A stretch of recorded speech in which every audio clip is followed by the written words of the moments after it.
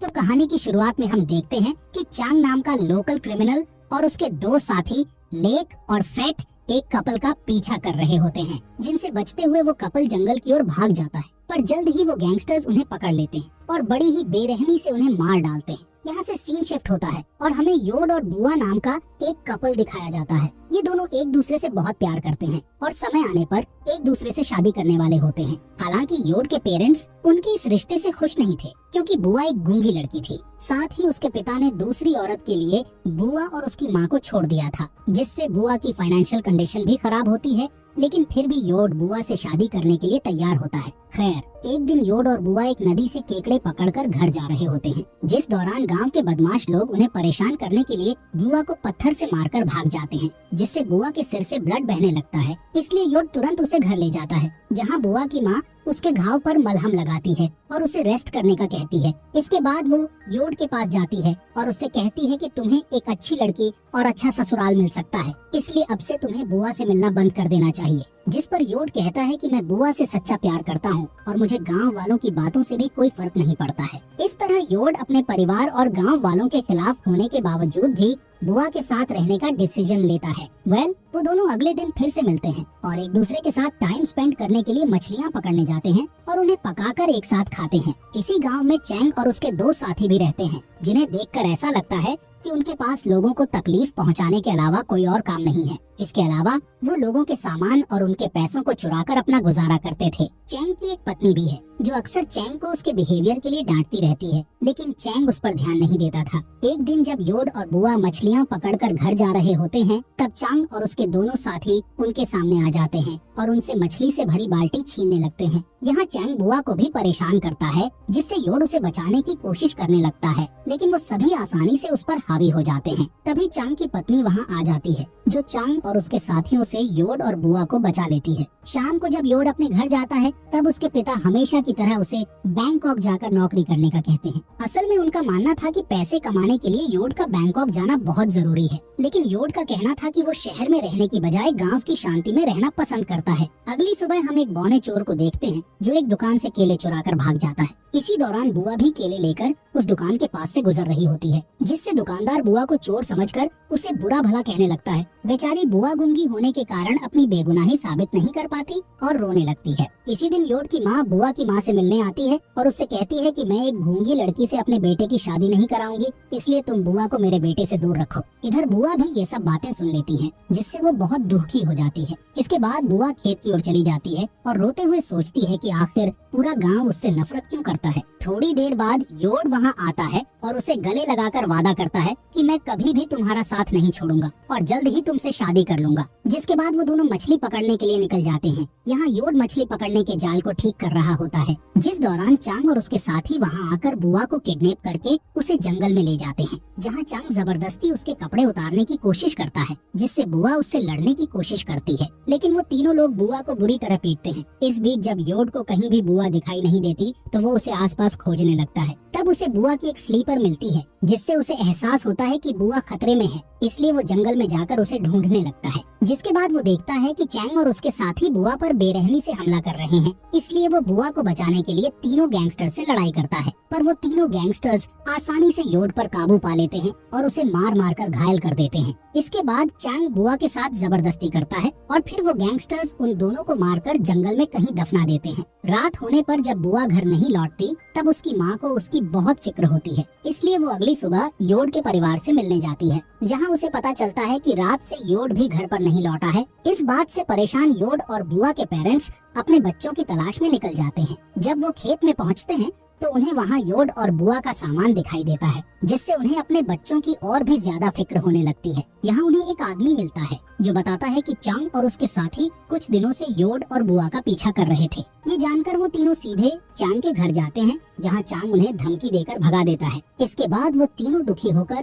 Police station में missing report कराते हैं और पुलिस को बताते हैं कि उन्हें चांग और उसके लोगों पर शक है कि उन्होंने उनके बच्चों के साथ कुछ गलत किया है। जिस पर ऑफिसर कहता है कि अभी उनके पास चांग के खिलाफ कोई सबूत नहीं है, इसलिए वो कोई एक्शन नहीं ले सकते। इसके अलावा ऑफिसर कहता है कि शायद दोनों बच्चे अपनी नई जिंदगी शुरू करने के लिए शहर भाग गए होंगे। इसके बाद हम चांग के एक साथी लेक को देखते हैं, जो जंगल में अकेला घूम रहा होता है। असल में उसे अपने किए क्राइम का बहुत गिल्ट था और वो अपने गिल्ट से भाग नहीं पा रहा था। कुछ ही समय बाद चांग और फेट उसके पास आते हैं और उससे पूछते हैं कि क्या तुम ठीक हो, जिस पर लेक कहता है कि मैं कुछ दिनों से बहुत बुरा महसूस कर रहा हूँ और अपने आप को बदलना चाहता हूँ। इसके अलावा वो चांग और फेट को भी बुरे काम छोड़ने का सुझाव देता है। ये सुनकर चांग को उस पर गुस्सा आ जाता है और वो अपनी गन निकालकर लेक पर तान देता है। यहाँ चांग लेक से धमकी देते हुए कहता है कि अगर पुलिस को हमारी करतूतों के बारे में पता चला तो मैं तुम्हें जान से मार दूंगा। अब तीनों शिकार करने के लिए जंगल के अंदर चले जाते हैं। जब वो जंगल में जानवरों को ढूंढने की कोशिश कर रहे होते हैं तब अचानक से उन्हें बुआ की आत्मा दिखाई देती है,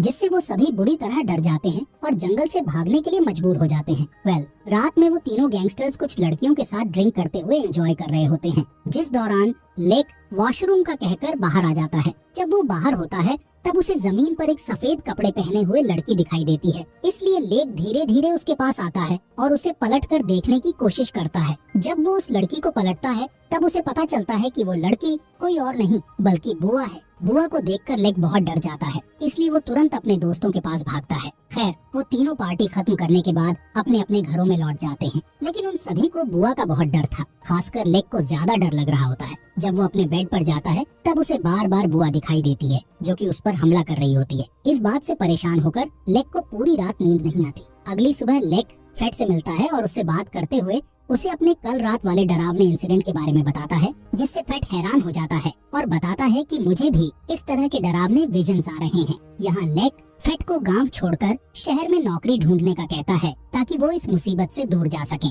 इसके अलावा लेक कहता है कि अगर गांव वालों को हमारे बुरे कामों के बारे में पता चला तो वो हमें बर्बाद कर देंगे। जिसके बाद फेट कहता है कि हमारे जैसे लोगों के लिए नौकरी पाना बहुत मुश्किल है, इसलिए हमें गाँव में ही रहना होगा। अब वो तीनों एक बार फिर से जंगल में शिकार करने के लिए जाते हैं, जिस दौरान लेक के सामने बुआ आ जाती है और उसका पीछा करने लगती है, जिसे देखकर लेक डर जाता है और उससे अपनी जान बचाकर भागने लगता है। भागते समय अचानक से कोई उसके सिर पर एक लकड़ी की टहनी से हमला कर देता है, इसलिए वो फ्रेश होने के लिए वॉशरूम में जाता है, जहाँ उसे योड की आत्मा दिखाई देती है, जिससे फेट और भी ज्यादा डर जाता है। दोस्तों, आगे बढ़ने से पहले आपसे गुजारिश है कि प्लीज आपके अपने फॉक्स एक्सप्लेनर हिंदी चैनल को सब्सक्राइब जरूर कर दें, क्योंकि दोस्तों आप में से 99% मेरे भाई ऐसे हैं जो मेरे फॉक्स एक्सप्लेनर हिंदी चैनल की वीडियोस तो देखते हैं लेकिन सब्सक्राइब नहीं करते। तो प्लीज थोड़ा सपोर्ट दिखाइए भाई लोग, सब्सक्राइब जरूर कर लें आपके भाई के फॉक्स एक्सप्लेनर हिंदी चैनल को। तो चलिए बढ़ते हैं आगे कहानी की तरफ। अगली सुबह फेट मरने के डर से परेशान होकर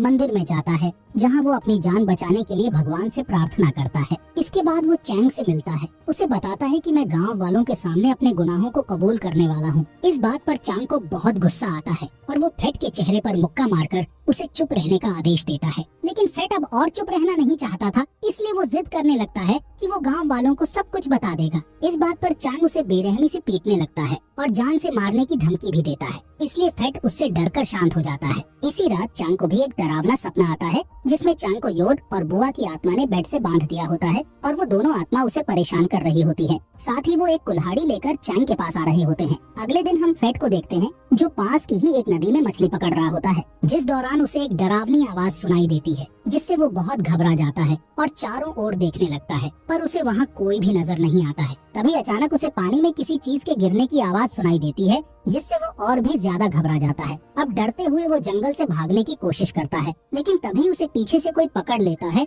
और जबरदस्ती पानी में डुबाने लगता है, जिससे फेट की भी मौत हो जाती है। यहाँ लेक और फेट की अचानक से मौत होने के कारण चांग के पिता को अपने बेटे की भी फिक्र होने लगती है, इसलिए वो चांग से कहता है कि तुम्हें अपने गुनाहों को कबूल कर लेना चाहिए और अगर तुमने ऐसा नहीं किया तो तुम्हारा हाल भी तुम्हारे साथियों की तरह हो जाएगा। मगर चांग अभी भी अपने गुनाहों को कबूल करने से साफ इनकार कर देता है, क्योंकि उसे डर था कि अगर उसने अपने गुनाहों के बारे में सब बता दिया तो गांव वाले उसे पुलिस के हवाले कर देंगे और फिर उसे सजा के तौर पर जेल भेज दिया जाएगा। इसके बाद जब रात में चांग अपनी वाइफ के साथ सो रहा होता है, तब उसे किचन से कुछ आवाज सुनाई देती है, जिसे सुनकर वो चौंक जाता है और अपनी वाइफ को जगाकर उससे पूछता है कि क्या तुमने अभी किचन से कोई आवाज सुनी थी। यहाँ वाइफ उसे कुछ जवाब देने के बजाय उसे बुरी तरह डांटती है, क्योंकि चांग ने उसे जगाकर उसकी नींद खराब कर दी थी। खैर, चांग की वाइफ दोबारा सो जाती है और चांग भी सोने की कोशिश करता है, पर तभी चांग को एक बार फिर से वही आवाजें सुनाई देती हैं, जिससे चांग बुरी तरह डरने लगता है। इसलिए वो तुरंत उठता है और लाइट ऑन करने के लिए जाता है, जहां उसे पता चलता है कि उसके घर की ट्यूब लाइट खराब हो गई है।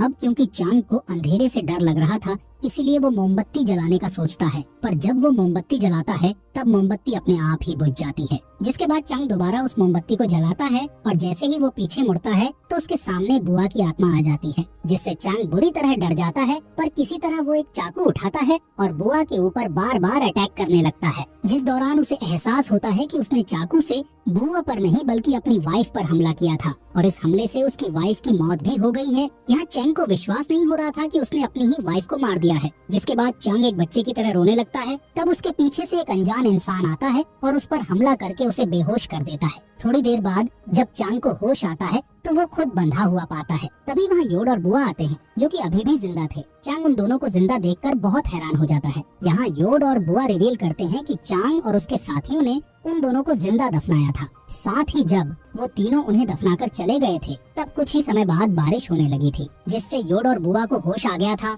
और किसी तरह उन दोनों ने गड्ढे से बाहर निकलकर खुद को बचा लिया था। जिसके बाद उन्होंने एक दूसरे की मदद करते हुए अपने घावों की देखभाल की और कई दिनों तक जंगल में रहने का फैसला किया, ताकि जब वो पूरी तरह से ठीक हो जाए तो वो चैंग और उसके साथियों से अपना बदला ले सके। कुछ दिनों के बाद वो दोनों पूरी तरह से ठीक हो गए और उन्होंने अपना बदला लेना चालू कर दिया। असल में दोनों को समझ आ चुका था कि अगर उन्हें बुराई को खत्म करना है तो उन्हें बुराई का सहारा लेना होगा। खैर, तब से ही दोनों ने बदला लेने के लिए अपने दुश्मनों को परेशान करना शुरू कर दिया था और फिर उन्हें एक एक करके मार डाला था। योड और बुआ की पूरी बात सुनने के बाद चंग उनसे अपनी जिंदगी की भीख मांगने लगता है, पर वो दोनों उसकी कोई भी बात नहीं सुनते और उसे जान से मारकर अपना बदला ले लेते हैं। इसी के साथ ये मूवी यहीं पर खत्म हो जाती है।